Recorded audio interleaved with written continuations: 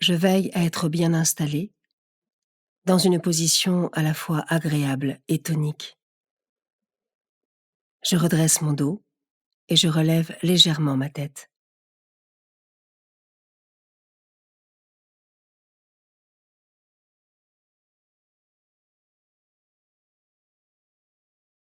Je prends 3 profondes respirations. J'inspire par le nez de manière à remplir entièrement mes poumons d'air et je souffle par la bouche longuement jusqu'à vider tout l'air de mes poumons.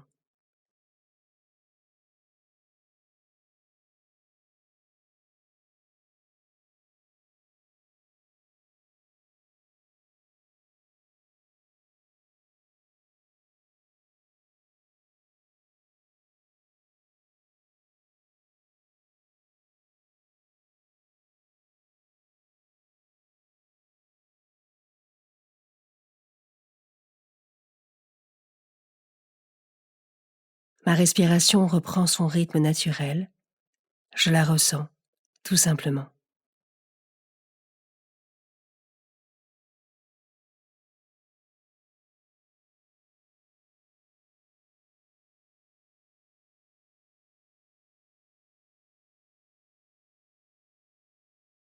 Par un geste ou une parole, je commence ma prière.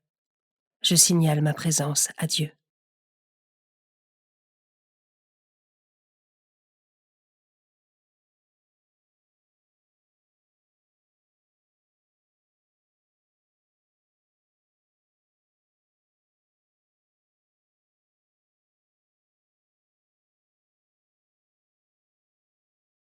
Évangile de Jésus-Christ selon saint Luc, chapitre 4, versets 24 à 30. Dans la synagogue de Nazareth, Jésus déclara : « Amen, je vous le dis, aucun prophète ne trouve un accueil favorable dans son pays. En vérité, je vous le dis, au temps du prophète Élie, lorsque pendant 3 ans et demi le ciel retient la pluie et qu'une grande famine se produisit sur toute la terre, il y avait beaucoup de veuves en Israël. Pourtant Élie ne fut envoyé vers aucune d'entre elles, mais bien dans la ville de Sarepta, au pays de Sidon, chez une veuve étrangère. Au temps du prophète Élisée, il y avait beaucoup de lépreux en Israël, et aucun d'eux n'a été purifié, mais bien Naaman, le Syrien. » À ces mots, dans la synagogue, tous devinrent furieux.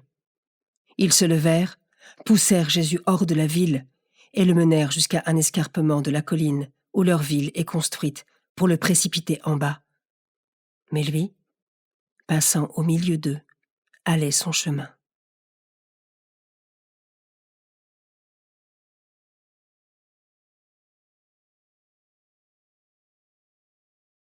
Je commence par méditer ce verset. Amen, je vous le dis, aucun prophète ne trouve un accueil favorable dans son pays. Jésus nous montre ici qu'il est parfois nécessaire de sortir de ses zones de confort et de s'ouvrir aux autres de manière plus large pour pouvoir réellement porter du fruit. Comment cela résonne en moi?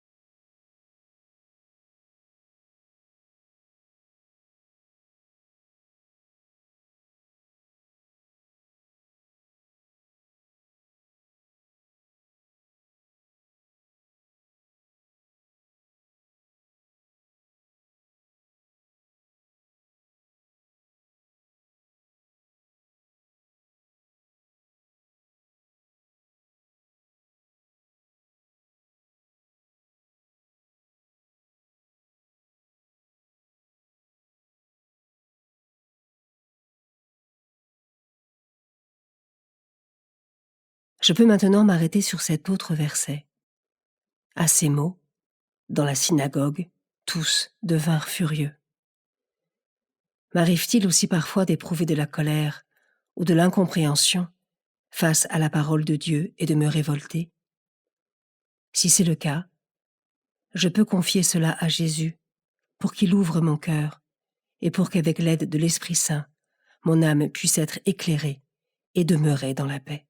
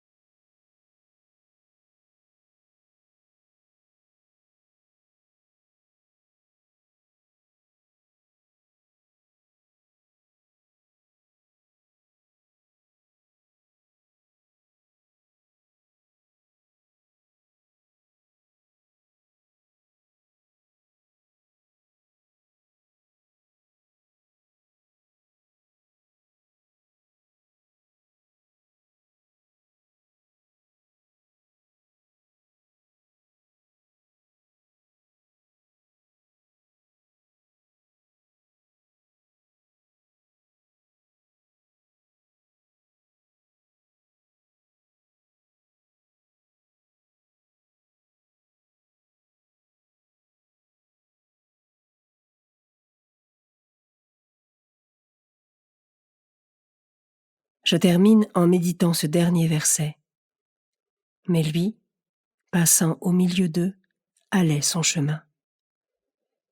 Bien que la foule furieuse tente de précipiter Jésus en bas de la falaise pour le tuer, il passe mystérieusement parmi elles pour continuer sa route.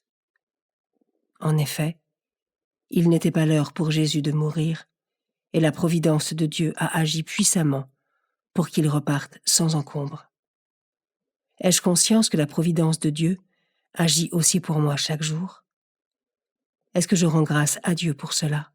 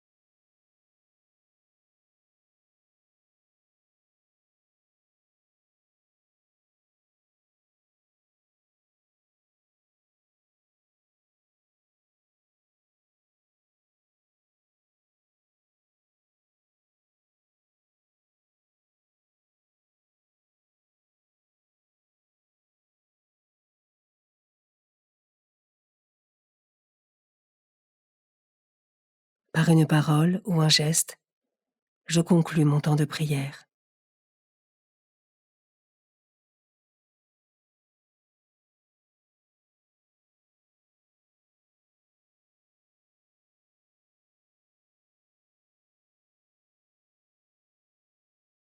Belle journée et à demain.